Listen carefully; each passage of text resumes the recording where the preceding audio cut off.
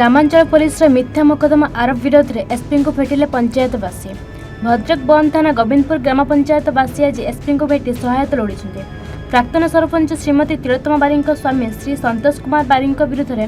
राजनैतिक आक्रोश एक निर्दिष्ट दल व्यक्ति विशेष किसी असामाजिक युवक को हाथ रखी विभिन्न मिथ्या आरोप अभियोग और मिथ्या मोकदमा दायर कर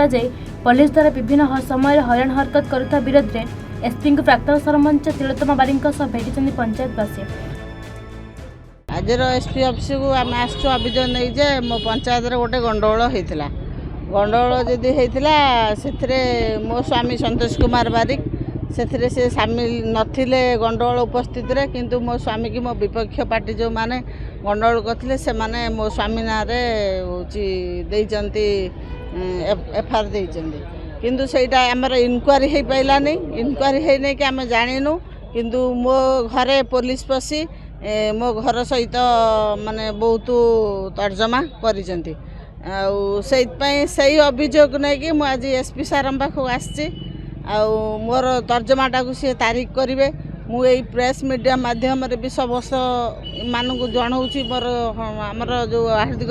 मैंने अच्छा से मैंने भी जानतु गोटे साधारण घर को पशिया कि गोटे इनक्वारी मान दरकार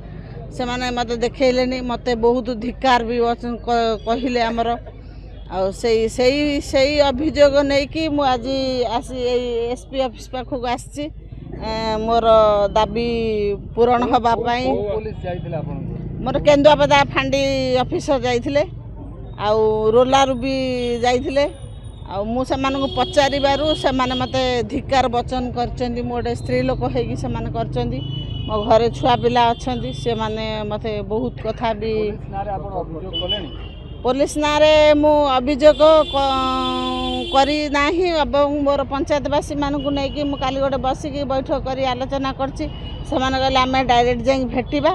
भेटिकी आमे कथा है कि आमे सेठी सार मान को कहबा